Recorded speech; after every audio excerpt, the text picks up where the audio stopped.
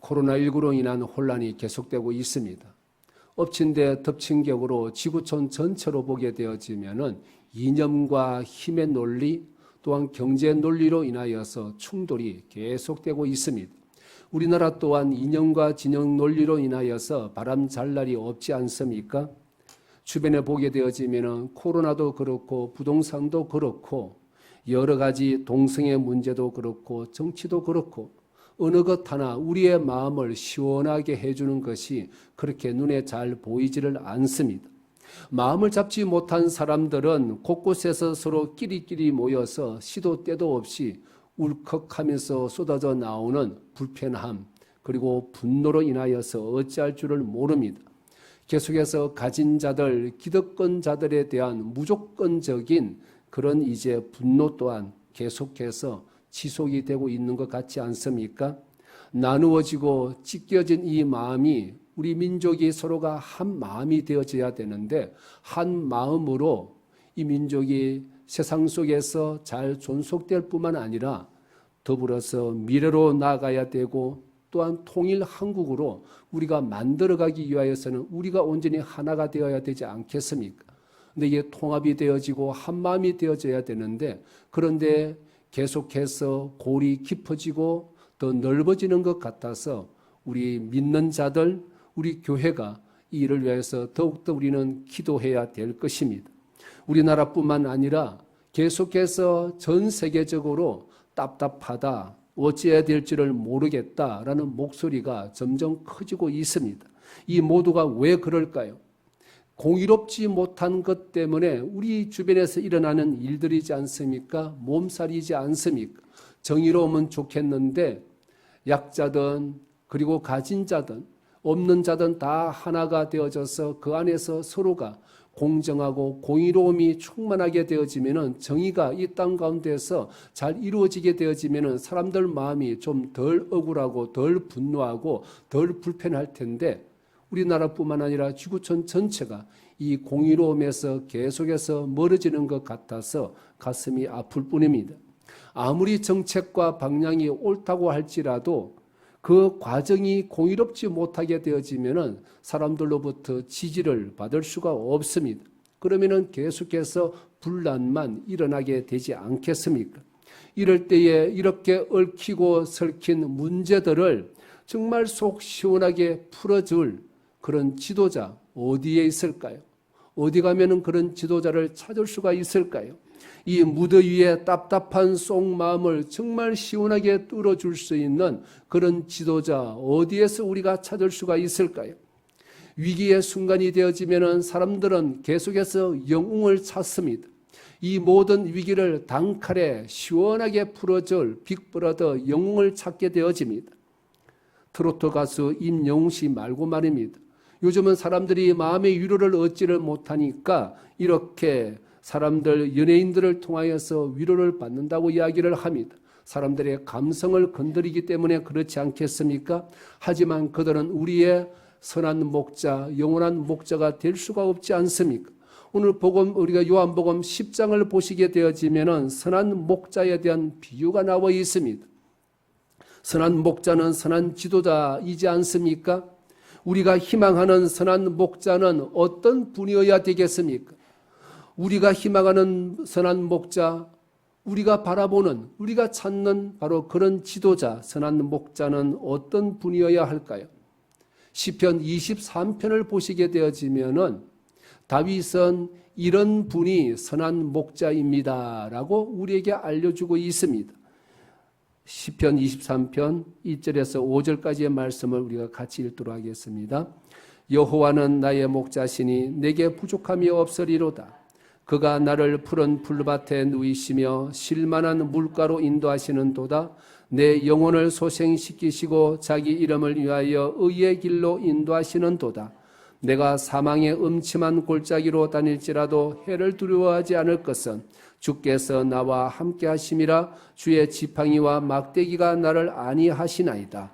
주께서 내 원수의 목전에서 내게 상을 차려주시고 기름을 내 머리에 부으셨으니 내 잔이 넘치나이다. 하나님의 은혜가 우리의 인생의 잔에 가득 넘치는 이런 분이 바로 선한 목자이지 않습니까? 이런 분 선한 목자는 누구십니까? 여호와 하나님이십니다. 선한 목자는 바로 예수 그리스도 그분이십니다.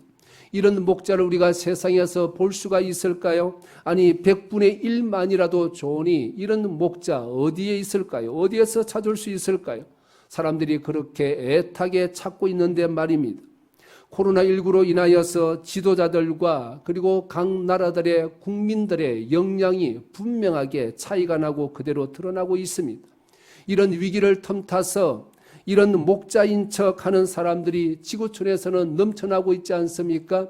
이런 위기를 틈타서 무소불위의 권력을 계속해서 쌓아가는 사람들도 있습니다. 이런 사람들 당연히 선한 목자가 아니지 않습니까? 문이 아니라 담을 넘어서 다른 데로 넘어서 들어와서 해치려고 하는 바로 강도들이기 때문에 그렇습니다. 코로나19로 인하여서 최근에 교회 모임을 제한하겠다라고 그렇게 강력하게 이야기를 하고 있습니다. 어려울 때일수록 교회가 정부의 방침에 따라가고 협조를 해야 됩니다. 그거에 대해서 어느 누구도 이의를 제기하는 사람은 없습니다. 교회가 앞장서서 이 난국을 잘 헤쳐나갈 수 있도록 힘을 모아야 되지 않습니까? 이런 사실에 반대하는 교회 하나도 없습니다. 그런데 요즘 이전과는 다르게 콕 집어서 모든 문제의 발단이 마치 교회에 있는 것처럼 화살을 계속해서 교회에다가 쏘아대는 것처럼 느껴져서 요즘 한국 교회가 상당히 불편함을 느끼고 있습니다. 교회들마다 목회자들마다 세상 말하면은 좀 뿔이 좀 나 있습니다. 왜 하필이면은 교회만 지목해서 계속해서 그렇게 이야기를 하느냐는 것입니다. 벌금을 매기겠다고도 이야기를 합니다. 너무 편파적인 모습 때문에 그렇게 교회가 불편함을 느끼고 있습니다. 어쩌면은 교회를 희생양으로 삼으려고 하는 것 아닌지 의심의 눈초리도 그렇게 가지고 있습니다. 다른 수많은 모임은 제껴두고 왜 교회만 그렇게 말을 하느냐는 것이지요. PPT 자료를 좀 보겠습니다. 자, 국회와 그리고 정치인들이 어떻게 하는 것인지 우리에게 보여주고 있습니다. 국회에서 마스크 쓰지 않습니다. 말할 때 마스크 쓰지 않는다는 것이지요. 소모임 할 때도 마스크 쓰지를 않습니다. 그런데요, 그 다음 페이지를 한번 또 넘겨주시기를 바랍니다. 이태원 클럽 때도 인권보호라는 명칭으로 그렇게 말들을 인권 모든 것 다 감추어버리고 교회 행사만 금지하고 소모임 금지하려고 합니다. 성가대는 괜찮은데 성가대를 연습하기 위한 소모임은 안 된다고 이야기를 합니다. 300만 원 벌금을 매기겠다고 합니다. 비례원칙에 의해서도 공정하지 못한 모습이지 않습니까?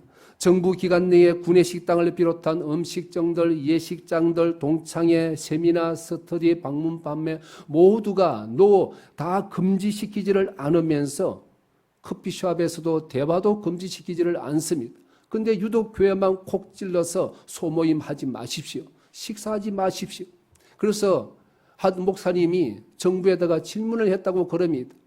그러면은 교회에서 식사하지 말고 교회 근처에 있는 식당에 가서 소모임하면서 식사하면 괜찮습니까? 네, 괜찮습니다라고 이야기를 했다라는 것입니다. 여러분, 공정하지 못하면은 사람들이 불편함을 느낍니다.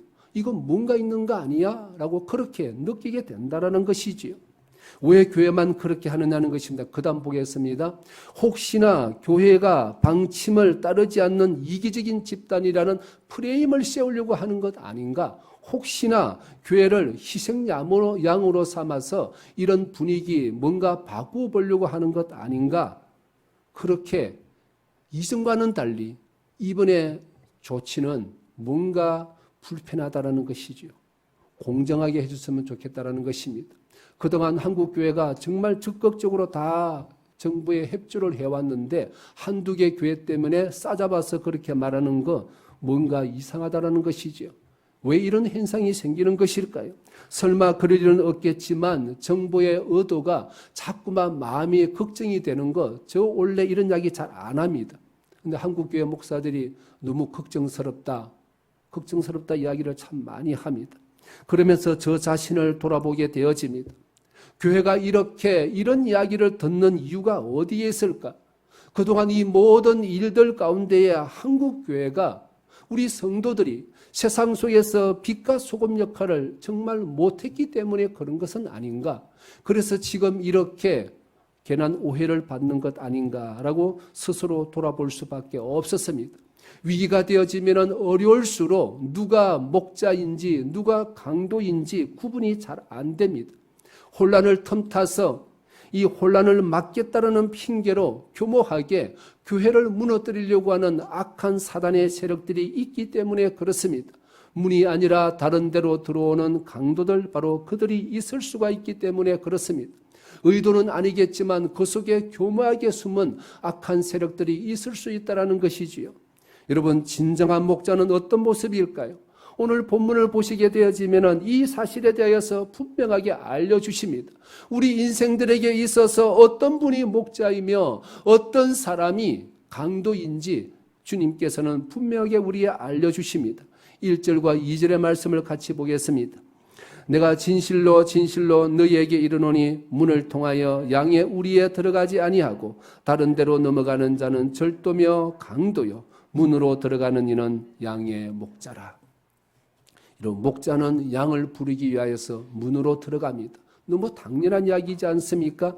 하지만 강도는 문이 아니라 다른 데로 담을 넘어서 가든지 아니면 다른 방법으로 양의 우리에 들어가려고 합니다.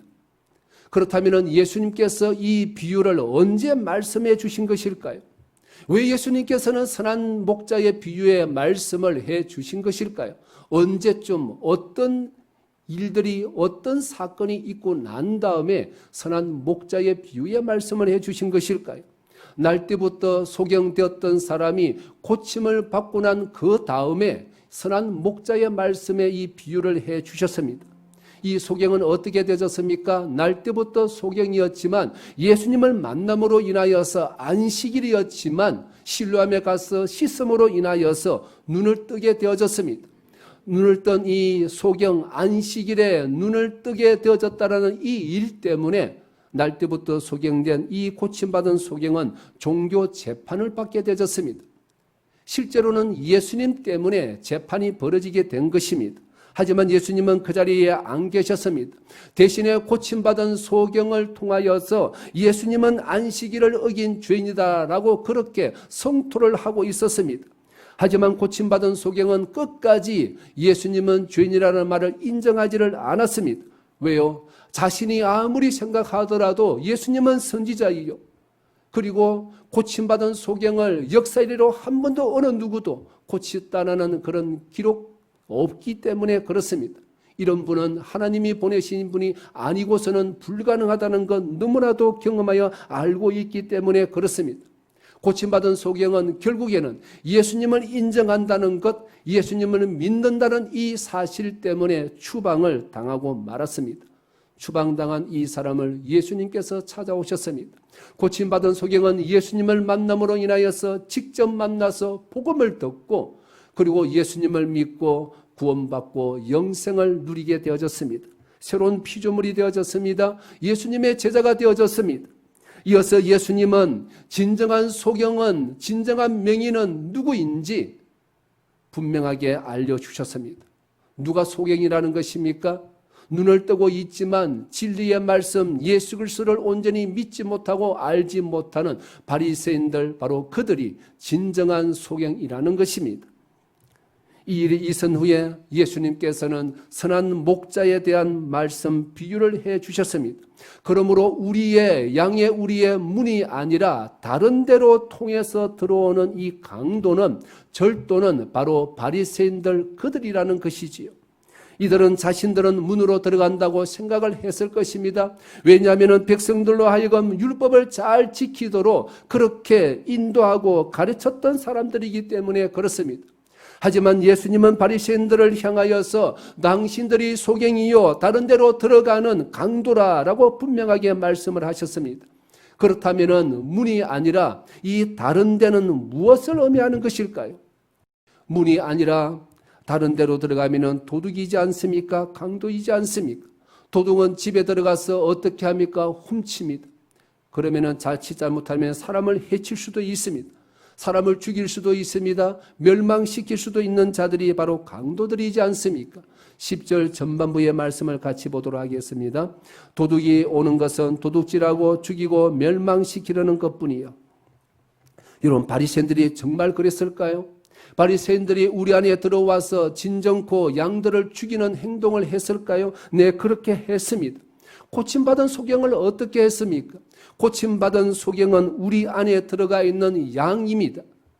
예수님을 통하여서 구원받은 사람이기 때문에 그렇습니다.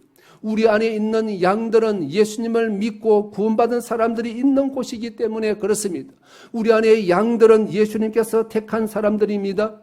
그런데 바리새인들은 문으로 들어오지 아니하고 다른 곳으로 넘어 들어가서 어떻게 했습니까? 이 고침받은 소경, 바로 양을 추방을 시켜버리고 말았습니다.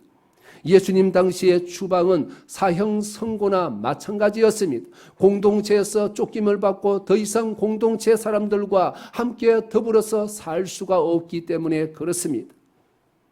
그러니 바리새인들은 다른 데로 들어가서 양들을 훔치고 죽이는 바로 강도라는 것입니다. 여러분, 그렇다면 다른 데는 무엇을 의미하는 것일까요? 다른 데는 마치 문과 비슷하게 생겼다라고 그렇게 여겨지는 것이지 않겠습니까? 하지만 비슷해 보이지만 진리는 문은 아닙니다.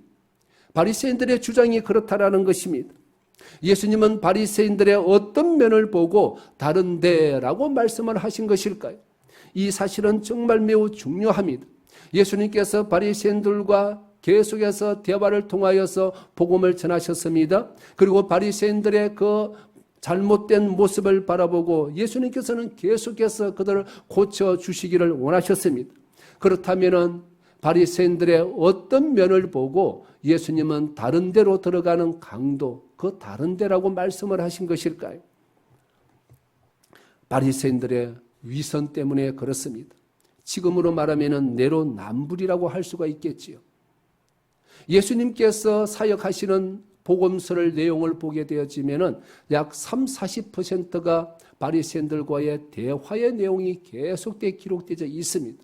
그러므로 바리새인들이 누구인지, 바리새인들이 행하는 것이 왜 다른 곳인지, 다른 데인지 우리는 분명하게 알아야만이 그들의 길을 갈 수가, 우리는 가지 않을 수가 있기 때문에 그렇습니다.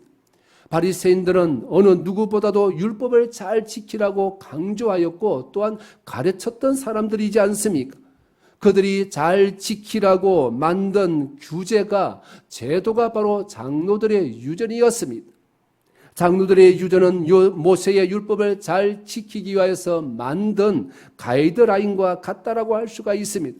그렇다면은 이 제도를 만들고 지키라고 가르쳤던 이 바리새인들은 이 가이드라인인 장로들의 유전을 통하여서 율법, 하나님의 말씀을 잘 지켰을까요? 아닙니다. 이들은 내로남불했습니다. 이들은 위선적으로 행동을 했습니다. 누가복음 20장 47절의 말씀을 같이 보겠습니다. 그들은 과부의 가산을 삼키며 외식으로 길게 기도하니 그들이 더 엄중한 심판을 받으리라 하시니라.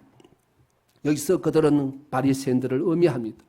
이들은 불쌍한 과부들을 돌봐주고 그들의 삶을 잘 지켜줘야 되는데 이들의 불쌍한 과부들을 돌봐준다는, 지켜준다는 명목으로 오히려 과부들의 재산을 정리하여서 뒤로 빼돌리는 악한 행동을 했습니다. 바깥으로는 그럴싸해 보입니다. 바깥으로는 길게 기독하면서 거룩한 척을 했습니다. 사람들이 바라볼 때는 야, 저 사람들 정말 거룩하구나. 저렇게 길게 기도하는 것 보니까 대단한 사람들이야 라고 그렇게 말을 했지만 뒤로는 다른 사람들의 재산을 가로채고 말씀대로 살지 않는 그냥 그대로 위선자들이었고 내로남불하는 사람들이었습니다. 말 그대로 강도였다라는 것입니다.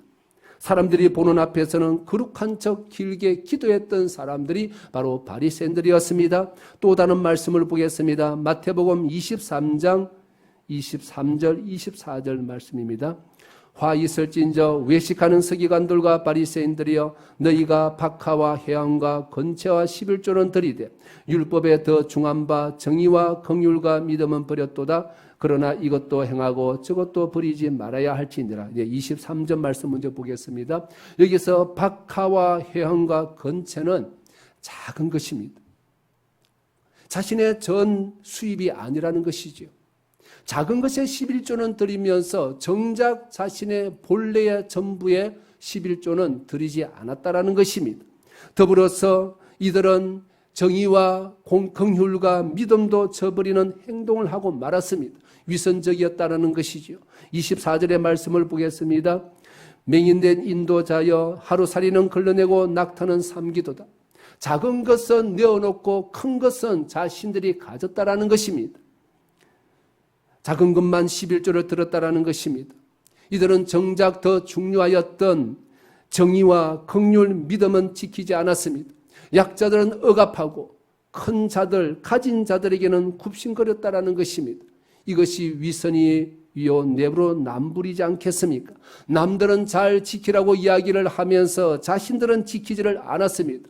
예수님은 이런 모습을 보시고서 바리새인들을 독사의 자식들이라 그렇게 비판을 하셨던 것입니다. 여러분, 하나님이 가장 싫어하시는 것이 무엇일까요? 위선적인 모습입니다. 내로남불하는 모습입니다. 여러분, 구약의 이스라엘 백성들이 왜 멸망을 했을까요? 말씀은 가지고 말씀은 읽지만 그 말씀을 보고는 있지만 그 말씀대로 지키지 않았던 바로 위선적인 행동, 그것 때문에 이스라엘 백성들은 하나님 앞에서 심판받고 멸망을 할 수밖에 없었습니다. 마태복음 23장 27절을 같이 읽겠습니다. 화 있을진저 외식하는 서기관들과 바리새인들이여 회칠한 무덤 같으니 겉으로는 아름답게 보이나 그 안에는 죽은 사람의 뼈와 모든 더러운 것이 가득하도다. 이것이 바로 위선적인 모습이지 않습니까? 내로남불의 모습이지 않습니까? 이런 것이 바로 다른 데라는 것입니다. 이런 것이 바로 문이 아니라 담을 넘어서 들어가는 다른 곳이라는 것입니다. 하지만 이 위선은 내로남불은 종말의 심판을 반드시 받을 수밖에 없습니다. 마태복음 7장 22, 23절입니다. 그날에 많은 사람이 나더러 이르되 주여 주여 우리가 주의 이름으로 선지자 노릇하며 주의 이름으로 귀신을 쫓아내며 주의 이름으로 많은 권능을 행하지 아니하였나이까 하리니 그때 내가 그들에게 밝히 말하되 내가 너희를 도무지 알지 못하니 불법을 행하는 자들아 내게서 떠나가라 하니라. 마지막 심판이 있다라는 것입니다. 마지막 심판 때에 위선자들은 반드시 하나님께서 걸러내신다라는 것입니다. 백성들을 진리로 인도해야 되는데 오히려 우리 안에 있는 양들을 죽이고 훔치는 도둑이요 불법을 행하는 자들이었다라는 것입니다. 이런 바리새인들의 위선, 바리새인들의 내로남불은 백성들로 하여금 성경 말씀을 오히려 무시하게 만들었습니다. 가볍게 여기도록 만들었습니다. 왜 그렇습니까? 자신들도 지키지 아니하면서 다른 사람들에게는 지키라고 강조하며 억압을 했습니다. 그런 말씀 누가 지키겠습니까? 당신들이나 잘하라 라고 이야기하지 않겠습니까? 그래서 바리새인들은 자신들의 위선적인 행동으로 인하여서 백성들로 하여금 하나님의 말씀을 가볍게 여기고 하나님의 말씀의 권위를 땅에 떨어지게 만들었습니다. 하나님의 말씀을 희화해버리고 말았습니다. 이러니 예수님께서 이들을 가리켜서 독사의 자식들이라 왜 어떻게 비판을 하지 않을 수가 있겠습니까? 여러분, 우리나라도 보수와 진보, 진영을 가리지 아니하고 이 위선적인 모습, 내로남불 때문에 참 힘든 시대가 되어졌지 않습니까? 진영의 구분이 없습니다. 그렇게 손가락질했던, 비난했던 사람들이 어느 순간에 뒤돌아보니까 오히려 똑같은 행동을 하고 있기 때문에 그렇습니다. 아니, 어떤 데는 그보다도 더한 행동을 하고 있기 때문에 그렇습니다. 진영 가리지 아니하고 아빠 찬스, 엄마 찬스로 그들이 그렇게 주장했던 공의로움을 스스로 허물고 있기 때문에 그렇습니다. 그러면서 오히려 떳떳해합니다. 여전히 약자인 척, 여전히 피해자인 척 하고 있다는 것입니다.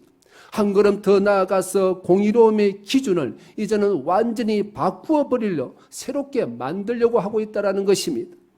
이런 모습 때문에 사람들은 열불이 난다고 이야기를 합니다. 위선적인 모습 때문에, 내로남불의 모습 때문에 화가 나서 밤잠을 제대로 못 자겠다는 사람들도 있습니다. 바리새인들 모습 때문에, 바리새인 같은 모습 때문에 허탈해한다라는 것입니다. 말의 권위가 땅에 떨어지고 있습니다. 내 편이라면 무슨 짓을 해도 옳다고 박수를 칩니다. 이제 공의로움은 이제는 진영 논리에 따라서 옳고 그름의 기준이 달라져 버리고 말았습니다.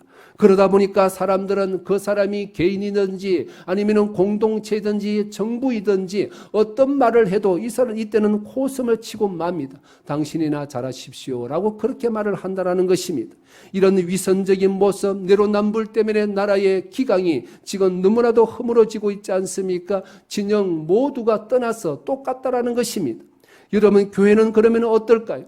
교회 또한 마찬가지 모습이 우리가 볼 수 있지 않습니까? 교회의 위선적인 모습 때문에, 내로남불의 모습 때문에 세상이 교회를 향하여서 꼰대라고 손가락질을 합니다. 우리 스스로 복음의 가치와 권위를 무너뜨리고 있기 때문에 그렇습니다. 당신들이나 그 말씀대로 제대로 사십시오라고 그렇게 말을 한다라는 것입니다. 우리의 위선적인 모습 때문에 우리가 말씀은 하지만, 말씀은 선포를 하지만, 말씀은 읽지만 이 말씀대로 살아가지는 못하는 그 우리의 모습 때문에 세상 속에서 성경의 권위가 땅에 떨어지고 있다는 것입니다. 우리가 그것을 하고 있다는 것입니다. 이렇게 위선적인 다른 데로 들어가는 사람은 양들을 영적으로 죽이는 강도와 같다라는 것입니다. 위선적인 모습이 다 오염을 시키면서 그렇게 병들게 만든다라는 것입니다. 그렇다면 예수님께서 지금 오신다면 이 다른 데는 무엇이라고 우리에게 말씀을 하실까요? 이 땅 가운데는 다른 데로 들어오는 수많은 것들이 있습니다. 우리가 그것을 잘 방어를 해야 되지 않겠습니까? 하지만 그럼에도 불구하고 다른 데로 계속해서 넘어들어와서 우리 성도들, 우리를 넘어뜨리려고 하고 우리를 죽이려고 하는 것들이 너무나도 많이 있다라는 것입니다. 요즘 차별금지법으로 인하여서 다시 교회 안팎이 시끄러워지고 있습니다. 왜 차별금지법 때문에 왜 시끄러운 것일까요? 약자들과 소수자들 차별하는 거 분명코 잘못되어졌습니다. 옳지 않습니다. 왜 그렇습니까? 그들 또한 구원받아야 될 소중한 사람들이요, 인격을 가진 사람들이기 때문이게 그렇습니다.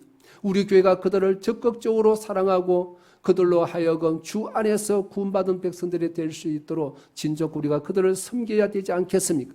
그런데 여러분, 문제는 이것보다 훨씬 더 복잡합니다. 그렇게 가볍지가 않습니다. 왜 그럴까요? 그 속에는 성경의 절대 가치를 흔들어서 하나님 나라를 무너뜨리려고 하는 악한 사단의 전략이 들어있기 때문에 그렇습니다. 대표적인 것이 바로 동성애에 대한 입장입니다. 이들의 주장은 동성애는 옳고 그름이 아니라 다름의 문제라는 것입니다. 동성애는 옳고 그름으로 우리가 잣대를 들어대는 것이 아니라 다름의 문제로 동성애를 바라봐야 된다는 것입니다. 동성애는 단지 다른 것이지 틀린 것이 아니라는 것입니다. 그렇기 때문에 틀렸다라고 말하는 그것이 차별이라는 것이죠. 여러분, 성경이 말하는 옳고 그름의 가치는 어디에 있는 것일까요? 성경이 말하는 우리가 붙들어야 되는 성경의 옳고 그름의 가치가 하나씩 무너뜨려질 수가 있다라는 것입니다. 사단은 그 빈틈을 비집고 들어와서 계속해서 성경의 권위를, 가치를 무너뜨리려고 한다라는 것입니다. 그러면 어떻게 될까요? 성경은 21세기의 시대 정신과 정서와 사상을 제대로 담아내지 못하는 꼰대가 되어버리고 맙니다. 사람들이 손가락질하게 되어지고 성경의 권위는 바닥에 떨어지게 될 것입니다. 성경의 권위가 바닥에 떨어지면 어떻게 될까요? 하나님 나라와 공의에 흠집이 생기지 않겠습니까? 여러분, 뚝에 구멍이 한번 작은 구멍이라도 생기게 되어지면 걷잡을 수 없이 무너질 수밖에 없습니다. 사단은 바로 그것을 노린다라는 것입니다. 옳고 그름이 아니라 다름의 문제라는 논리 앞에서 사람들은 반박을 못하고 머뭇거리게 되어지며 또 있습니다. 이승간에 결혼한 우리의 부모 세대들이 행복하게 살고 있습니까? 우리의 부모를 보니까 가정생활에 결단코 행복해 보이지를 않습니다. 그런데 우리 동성끼리 행복하게 살고 싶다고 이야기하는데 왜 문제입니까? 라고 그렇게 문제를 제기를 합니다. 이런 소리를 들으면 가슴이 찔리는 부모들은 더 이상 말을 못합니다. 그래, 나도 행복한 결혼 생활 못하고 있는데 그렇게 빈틈을 비집고 들어와서 논리적으로 무장해제를 시키게 된다는 것입니다. 평소에 약자에 대하여서 애틋한 마음을 가진 사람들은 그렇지, 동성애는 틀린 것이 아니라 다른 것이지 라면서 동조를 하게 된다는 것입니다. 여러분, 남녀가 부모를 떠나서 한 가정을 이룬다라는 이 성경의 근본적인 가치관이 허물어질 수가 있습니다. 약자들 우리가 사랑해야 되는 거 어느 누구도 다 받아들이고 이해하고 있는 것이지 않습니까? 하지만 세상은 점점 더 절대 가치를 상대화시켜버립니다. 세월이 흐를수록, 시간이 지날수록 절대 가치적인 그런 것들이 점차로 점점 더 상대화가 해져가는 그런 시대에 우리는 살고 있습니다. 세계적인 추세입니다. 기존의 틀 그리고 가치를 깨는 것이 박수를 받고 있는 시대라는 것입니다. 다른 데가 문으로 둔갑해버리는 것입니다. 계속해서 절대 가치는 계속해서 깨져 나갈 것입니다. 사람들이 자신이 좋아하는 것, 내가 옳다고 여기는 그것이 바로 진리가 되어버리고 정의가 되어버리는 그런 시대가 앞으로 계속해서 다가오게 될 것입니다. 동성애는 우리나라에서도 언젠가는 합법화가 될 것입니다. 우리는 대비를 해야 될 것입니다. 왜 그렇습니까? 미국과 유럽 등 대부분의 많은 나라들에서 동성애는 이미 합법화되어 있기 때문에 그렇습니다. 사단은 그렇게 야금야금 자신의 영역을 계속해서 넓혀갈 것입니다. 사단은 문이 아니라 다른 데로 들어오는 바로 강도이기 때문에 그렇습니다. 여러분, 동성애 문제는 사실상 약과입니다. 미래에 우리 앞에 닥칠 훨씬 더 큰 문제들이 우리를 기다리고 있기 때문에 그렇습니다. 어떤 것들이 있을까요? 여러분, 과학이 점점 발달해 가게 되어지면은 사람 인공지능과 저 컴퓨터와 그리고 사람 두뇌 간의 장벽이 사라지게 될 것입니다. 사람 뇌에 있는 정보를 컴퓨터로 옮겨서 연구 저장하려고 하는 연구가 이루어지고 있습니다. 그것을 또한 사람들에게 이식시킬 수도 있습니다. 그러면 어떻게 될까요? 내가 가지고 있는 내 기억들, 내가 알고 있는 모든 지식들 컴퓨터에 저장을 했다가 다른 사람들에게 줄 수도 있고 다른 사람들에게 이식을 시킬 수도 있습니다. 이런 연구를 위하여서 페이스북과 테슬라의 머스크 같은 이런 그룹에서 계속해서 이런 연구를 펼치고 있습니다. 지금 어디까지 수준이 왔을까요? 단어 한 200개 정도는 컴퓨터와 사람 사이에 서로 주고받을 수 있는 시대가 되어졌습니다. 여러분, 놀랍지 않습니까? 이것이 계속 발전이 되어져서 사람의 기억을 컴퓨터로 넣었다가 아니면은 백업시켰다가 또 넣기도 하고 또 지우기도 하고 그런 시대가 되면 어떻게 되어질까요? 그리 된다면 인간이라는 무엇인지에 대한 근본적인 질문이 던져지게 될 것입니다. 한 인생의 모든 기억을 다른 사람들에게 이식하게 된다면 그 사람은 누구일까요? 이식받기 전에 사람일까요? 아니면 이식받은 후에 그 사람일까요? 한 사람의 기억을 또한 조작할 수도 있습니다. 이런 경우에 죄의 문제, 구원의 문제를 우리는 어떻게 이해하고 받아들여야 될까요? 영생이라는 문제가 심각하게 도전을 받게 될 것입니다. 왜냐하면 내 기억을 복제인간을 만들어서 거기에 넣게 되어지면 계속해서 그 사람은 자기가 살아가는 그런 모습이 되지 않겠습니까? 여러분, 또 있습니다. 로봇과 인간의 경계가 무너질 것입니다. 절반은 인간이고 절반은 기계인 사이보그가 나오게 될 것입니다. 건강하게 영원히 살고 싶은 인간의 탐욕 때문에 인공장기가 계속해서 발달을 할 것이기 때문에 그렇습니다. 또한 복제인간을 만들어서 자신의 장기를 이식받으려고 할 것입니다. 영원히 계속해서 건강하게 살고 싶은 인간의 탐욕이 그렇게 된다는 것입니다.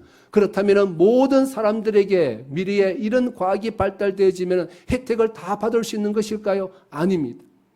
돈 있는 사람들, 지금도 상위의 1, 2%의 사람들이 미래가 되어지면 똑같이 그들만이 이런 혜택을 보게 된다는 것입니다.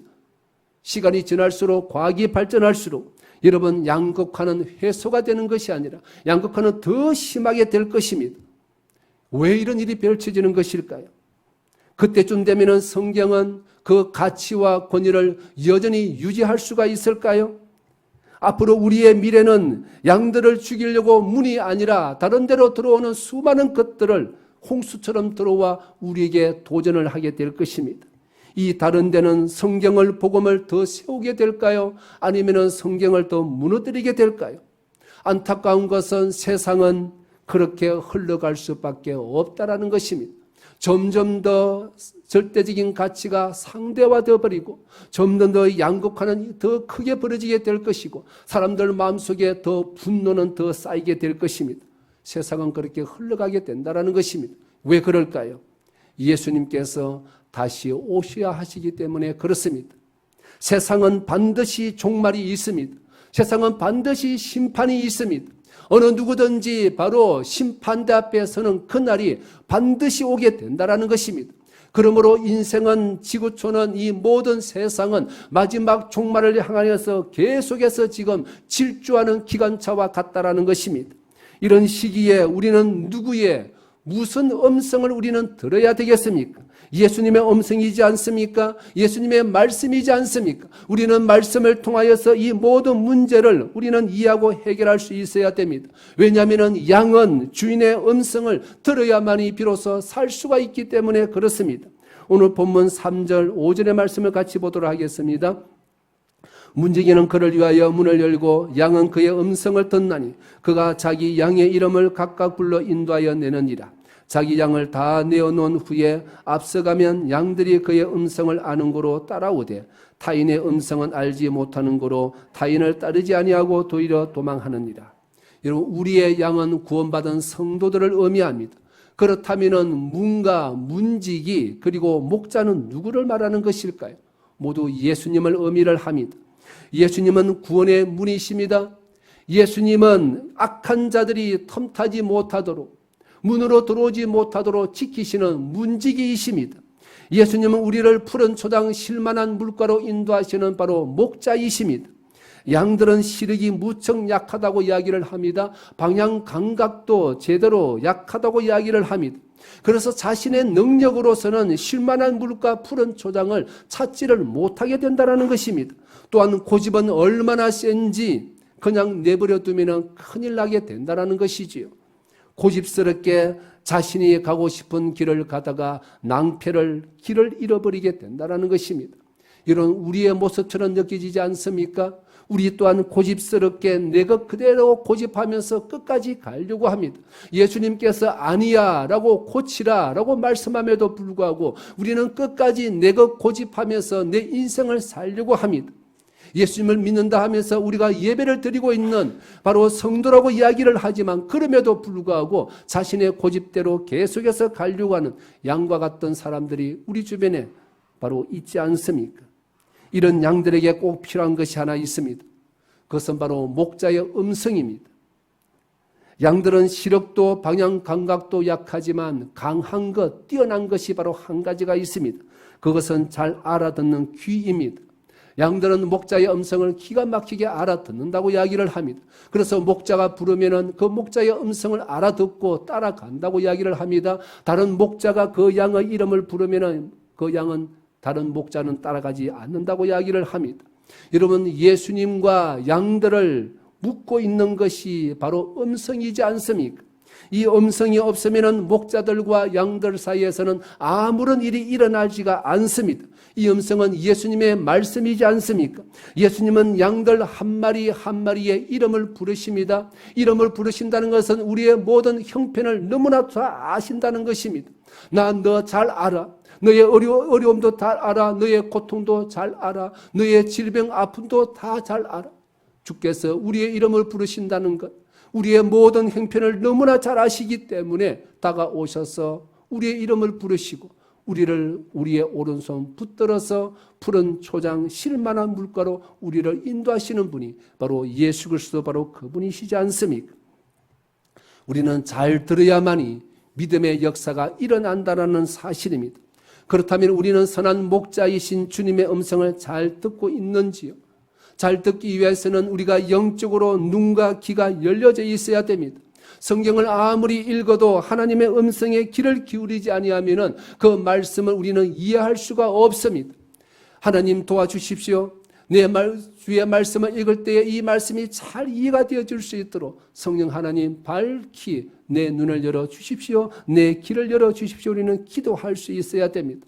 우리는 잘 들어야만이 길을 잃어버리지 않게 되어지지 않습니까? 그렇기 때문에 우리는 늘 기도해야 됩니다. 성령 하나님께 온전히 사로잡혀져서 이 시대의 믿음의 길 온전히 바로 갈 수 있도록 우리는 기도할 수 있어야 됩니다. 그렇다면 지금 이 시대에 우리가 반드시 들어야 될 음성은 무엇일까요? 우리가 반드시 듣고서 놓치지 말아야 될 이 음성은 무엇일까요? 그것은 우리가 겪고 있는 이 혼란의 뿌리가 어디에 있는지 무엇인지 바로 아는 것입니다. 코로나19의 바이러스의 공격도 양극화도 억압과 착취도 내로남불도 동성애도 지구온난화도 천재지변도 죽음도 고통도 질병도 괴로움도 우울증도 이 모든 것은 뿌리가 바로 하나이기 때문에 그렇습니다. 한 뿌리에서 시작되었기 때문에 그렇습니다. 무엇일까요? 그것은 바로 죄입니다. 죄로 인한 바로 탐욕 때문입니다. 아담과 하와의 타락으로 인하여서 죄가 이 세상에 들어왔습니다. 이 죄로 인하여서 지구촌의 모든 것들이 뒤틀어져 버리고 말았습니다. 인간을 비롯한 모든 피조물들은 하나님께서 창조하셨을 때 그때의 그 본질을 잃어버리고 다 왜곡되고 뒤틀려 버려졌다라는 것입니다. 그래서 순리가 영리로 바꾸어져 버리고 말았습니다. 우리가 지금 보는 수많은 혼란은 그래서 생기는 것입니다. 인간의 죄의 타락으로 인하여서 모든 것이 뒤틀려 버렸기 때문에 순리가 영리로 바꾸어지게 되어졌고 이 영리가 이제는 세상을 뒤덮고 있다라는 사실입니다. 순리가 영리로 점점 바꾸어져서 이 땅 가운데서 계속해서 차고 넘치게 되어지면 그때가 종말이 가까워졌으면 우리는 비로소 알 수가 있습니다. 여러분, 지구촌은 인류는 종말과 심판을 향하여서 계속해서 지금 질주하고 있습니다. 영원히 멸망할 수밖에 없는 인생들과 피조물들을 구원하시기 위하여서 예수님께서 이 땅에 오신 것입니다. 십자가에서 죽으셨습니다. 우리를 살리기 위하여서 십자가에서 죽으신 것입니다. 그래서 인류가 살 수 있는 영원한 유일한 생명의 길을 우리에게 열어주셨습니다. 이 음성은 반드시 들어야 됩니다. 가장 우리를 우리되게 만드는, 우리로 하여금 하나님의 자녀가 될 수 있도록 만드는 이 가장 근본적인 음성을 우리는 절대로 들어야 됩니다. 내가 듣고 또한 다른 사람들에게도 이 음성을 들려줄 수 있어야 됩니다. 그것이 바로 먼저 구원받은 우리가 해야 될 근본적인 우리의 바로 사명이기 때문에 그렇습니다. 그래야만이 문제의 본질이 바로 죄에 있음을 우리는 알 수가 있습니다. 이 모든 혼란과 이 모든 어려움들과 이 고통의 근본 뿌리가 죄에 있음을 알게 되어지면 우리는 더 이상 넘어지지가 않을 수가 있습니다. 우리는 다른 데로 들어오는 악한 것들을 비로소 우리는 견제할 수가 있고 이길 수가 있습니다. 그래서 우리는 다른 데로 들어오는 악한 가짜 음성에 우리는 현혹되지 않을 수가 있습니다. 우리는 문으로 들어오는 목자의 음성을 들어야 됩니다. 그래야만이 우리도 살고 자연 만물도 회복될 수 있기 때문에 그렇습니다. 이 음성을 들어야만이 세상 문제의 본질이 무엇인지를 깨달아 알게 되어지고 위선적인 내로남불에서 우리는 벗어날 수가 있습니다. 다른 데로 들어오는 수많은 사단의 공격들을 우리는 이길 수가 있습니다. 문제의 본질을 알기 때문에 그렇습니다. 그렇습니다. 양은 주인의 음성을 듣습니다. 지금 여러분들은 누구의 음성을 듣고 계시는지요? 우리 옆에 분들과 이렇게 좀 인사하시겠습니다. 양은 주인의 음성을 듣습니다. 그렇습니다. 어떤 삶의 자리에 있든지 다른 데가 아닌 문으로 들어오시는 목자이신 주님의 음성을 잘 듣고 늘 믿음으로 승리하는 복된 사랑하는 성도들 다 될 수 있으시기를 예수 그리스도의 이름으로 축원합니다.